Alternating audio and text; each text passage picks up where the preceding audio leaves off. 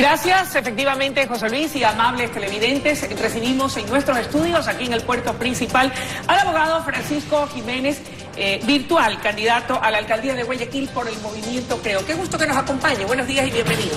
¿Cómo está, Luisa? Buenos días, un gusto estar aquí. Abogado en el libre ejercicio del derecho, además hizo cátedra universitaria, fue gobernador del Guayas durante el gobierno de Rafael Correa, perteneció también al extinto movimiento Ruptura 25, del que fue candidato a la Asamblea Nacional en el año 2013. Actualmente milita en Creo y es el presidente cantonal de ese movimiento político aquí en Guayaquil. Comencemos por el principio y recapitulemos. Yo he dicho brevemente algo de su reseña, de su vida en el accionar, tanto profesional como en su vida política. Abogado Jiménez, ¿cómo es que luego de haber pertenecido, ¿verdad?, a Alianza País, finalmente termina en Creo tras pasar por Ruptura 25 y aspira a convertirse en el próximo alcalde de la ciudad de Guayaquil? Bueno, primero porque yo quiero servir a mi ciudad. Tengo la experiencia, me he preparado para hacerlo y aquí estoy.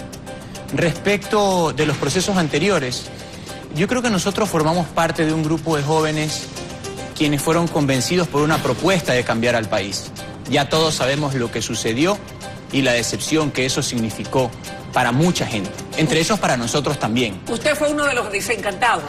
No sé si desencantados es la palabra, simplemente uno saca conclusiones. Cuando uno le proponen, le hacen una propuesta política y considera que tiene sentido, pues de ser el caso la asume y la apoya, que eso fue lo que sucedió. Pero cuando ve que las palabras no se ajustan a la realidad, que los hechos no van acompañados de acciones, pues entonces tiene dos decisiones que tomar. O se queda y mira a otro lado, lo cual hizo alguna gente, o sale y asume las consecuencias de eso. Nosotros hicimos lo segundo, fue un proceso político que cumplió sus plazos, sucedió lo que sucedió y hoy me encuentro de manera muy contenta y con mucha voluntad de servir a mi ciudad en mi movimiento Creo. ¿Cree que acá el panorama es distinto, la situación es diferente? ¿Encuentra usted concordancia entre aquello que el máximo líder de Creo predica y practica en sus convicciones? Sí, porque fue fraguado con el trabajo en la calle. A diferencia de lo que sucedió antes, aquí nos tocó luchar por una serie de principios democráticos. Por ejemplo, cuando sucedió en el 2014 lo del proyecto de reelección indefinida, nosotros impulsamos en la calle junto al colectivo Compromiso Ecuador y al movimiento Creo la voluntad de ir a una consulta popular, lo cual finalmente se dio muchos años después, pero fueron 3 años de recorrer todo el país, hablar con la gente, enfrentarnos muchas veces a esa mirada obscura y abusiva que tenía en ese momento el gobierno, pero finalmente las cosas se dieron como debían darse, se llevó a cabo una consulta popular y sobre todo nos permitió conocernos y determinar cuáles eran las coincidencias que le daban sustento a nuestra acción conjunta. ¿Y cuáles son esas coincidencias, si pudiera resumirlas en pocas palabras? La lucha por la democracia, la lucha por los principios, por la libertad, por el derecho a progresar de la gente, por la capacidad de construir un futuro, por la posibilidad de buscar un desarrollo. Todas esas cosas le fueron dando forma a una actividad que hoy en día nos da muchas satisfacciones porque nos permite buscar el servicio para nuestra ciudad. Usted es el presidente cantonal de Creo en Guayaquil. Aquello tal vez fue la plataforma para que se lo considerase virtual precandidato a la alcaldía por Creo. ¿Y cuándo se oficializaría su candidatura? Pienso que sí, la posibilidad de estar en una presidencia cantonal tan grande como la de la ciudad de Guayaquil le da a uno la oportunidad de conocer a fondo los problemas de la ciudad, de hablar, por ejemplo, con la madre en el barrio Chicago que se preocupa porque su hijo en la cancha que juega no tiene rejas y la pelota siempre se le va al estero, de hablar con el dirigente del barrio San Francisco que queda al frente de la penitenciaría y darse cuenta que también ellos necesitan una cancha, de hablar con la chica de Pascuales, madre veinteañera de 2 hijos, que busca una clínica de rehabilitación porque reconoce su problema de adicción y necesita recuperarse, de hablar con el señor que está en el mercado San Vicente Paúl y que no tiene infraestructura para poder vender sus productos. Dentro de ese contexto, ¿cuáles serán los ejes de su propuesta de trabajo en el escenario de convertirse en el próximo alcalde de Guayaquil? Nosotros tenemos una propuesta que es muy concreta y que significa organizar la ciudad en 10 zonas, tal como está planteado aquí. Porque consideramos que el modelo actual, si bien es cierto, ha permitido hacer muchas cosas, tal vez no ha logrado que la obra llegue a todos y cada uno de los sectores de la ciudad. ¿Y qué es lo que nosotros estamos proponiendo? Básicamente organizar la ciudad en 10 zonas para que cada una cuente con una unidad municipal independiente, interconectada por supuesto, con presupuesto propio y con la posibilidad de dar todos los servicios a la ciudadanía. ¿Qué logramos con eso? Aterrizar la gestión en todos y cada uno de los barrios de la ciudad. Y, por ejemplo, conocer de cerca las necesidades que existen en cada uno de los espacios de la población y aportar soluciones para lograr cubrir esos espacios. Estamos hablando de 10 alcaldías en una. ¿Y quiénes serían quienes comanden cada una de esas alcaldías de acuerdo a esa división que plantean en 10 zonas, dividir Guayaquil, 9 urbanas y una rural? Personal administrativo, directores de la unidad municipal. Todavía no estamos en la posición de elegir personas para cada una de esas unidades municipales.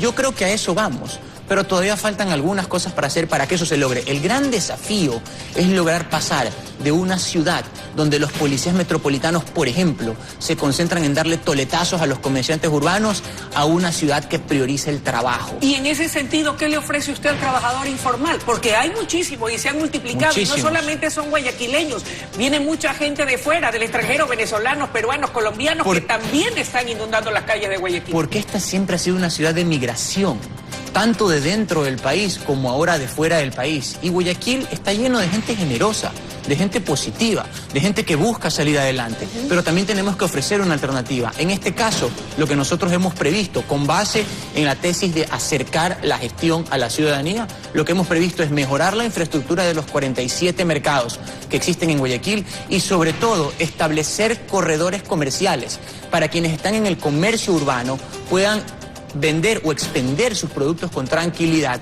debidamente censados, con un pequeño uniforme y obviamente en mejores condiciones que las que están ahora. ¿Qué pasa si alguien es renuente? Porque yo he escuchado a lo largo de estos 18 años de la administración del alcalde Nebot, que hay mucha gente que se resiste a ir a los mercados y prefiere seguir deambulando en las calles. Para eso justamente son los corredores comerciales. Tenemos que tener un orden.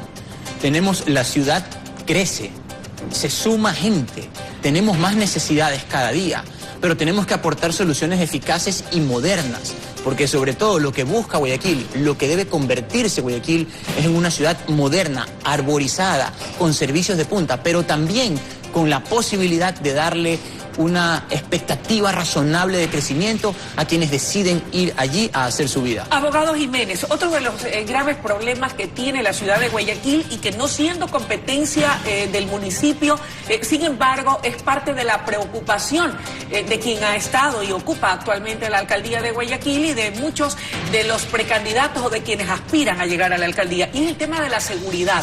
¿Cuál es su propuesta y qué ha contemplado usted en el caso de convertirse en el alcalde para, de la mano con el accionar del gobierno central, poder combatir el hambre y la delincuencia en la ciudad de Guayaquil? Mire, usted ha tocado un punto muy importante y de hecho al comienzo de la entrevista hablábamos de mi experiencia como gobernador. Yo no solamente fui gobernador, fui también subsecretario de gobierno y como tal participé en ese entonces del plan de modernización de la policía que fueron de 320 millones de dólares. Y después logré hacer una serie de cosas en la gobernación como la modernización de las comisarías de policía, la modernización de las comisarías de la mujer y la familia, la reconstrucción de la gobernación. Todo eso me permitió de alguna forma entender el problema de la seguridad. Y esto fundamentalmente primero es una cuestión de coordinación. El municipio debe coordinar con el gobierno central, porque el municipio tiene una serie de recursos tecnológicos, como por ejemplo la central, como por ejemplo la posibilidad de hacerle un seguimiento a las camionetas que circulan en la ciudad con el mecanismo de GPS, y una serie de facilidades tecnológicas que deben ser aprovechadas. Mientras que la policía, el gobierno, tiene la potestad para reprimir el delito y tiene una serie de recursos humanos y logísticos que le permiten hacerlo. Entonces, ¿qué es lo que nosotros estamos proponiendo muy concreto allí? Que la Policía Metropolitana se dedique a prevenir la comisión de los delitos, por ejemplo, con el debido patrullaje y con esa visión de cercanía que es la que nosotros estamos promoviendo. Y la segunda, que la Policía Nacional, que es la que tiene la potestad constitucional y legal para reprimir el delito, lo haga con eficiencia, con claridad y sobre todo con un tiempo de intervención mucho más reducido del que están ahora. De convertirse en el alcalde, ¿cómo será su relación con el presidente Moreno? tiene que ser buena en la medida en que a Guayaquil se le respeten sus derechos, sus potestades y sobre todo los dineros que tiene que recibir la ciudad. Le doy un ejemplo. Guayaquil, siendo una ciudad tan importante de 3 millones de habitantes, apenas tiene el 5% de la infraestructura deportiva de todo el país en la ciudad y además mucha en muy mal estado. Nosotros tenemos que recuperar eso. Los chicos, en parte, caen en la droga porque no tienen actividades que hacer en las tardes. Necesitamos una liga municipal y necesitamos infraestructura deportiva, para lo cual hemos previsto polideportivos verticales que ya funcionan, por ejemplo, en Colombia, para que ellos entren en un proceso formativo de los 6 a los 16 años, con el establecimiento de una liga, con la posibilidad de desarrollar una actividad en las tardes y sobre todo con una visión de futuro que les permita a ellos tener una esperanza de que van a tener una vida feliz en la ciudad. ¿Cuándo se oficializará la candidatura? El señor productor me dice, vámonos con más información, rápidamente. A finales de octubre. A finales de octubre, ¿aquí en Guayaquil mismo? Aquí en Guayaquil, como debe ser, por supuesto. Ok, ¿y ya tienen el candidato a prefecto? Estamos en eso todavía. ¿Nombres? Estamos decidiendo, prefiero guardarlos en reserva porque son algunos nombres. Usted sabe que estas cosas siempre uno tiene que meditarlas, pues pero que también... no hay nombres y por eso no quiere decirlo. No, sí hay nombres, pero lo vamos a decir en los próximos días. Muchísimas gracias entonces por su presencia aquí esta mañana y seguramente habrá la oportunidad de volver a conversar para poder profundizar más en sus propuestas, abogado. Gracias, Luisa. Amigos televidentes, ha sido la intervención del abogado Francisco Jiménez, virtual candidato a la alcaldía de Guayaquil por el movimiento político Creo. Vamos con más información junto a José Luis Arevalo.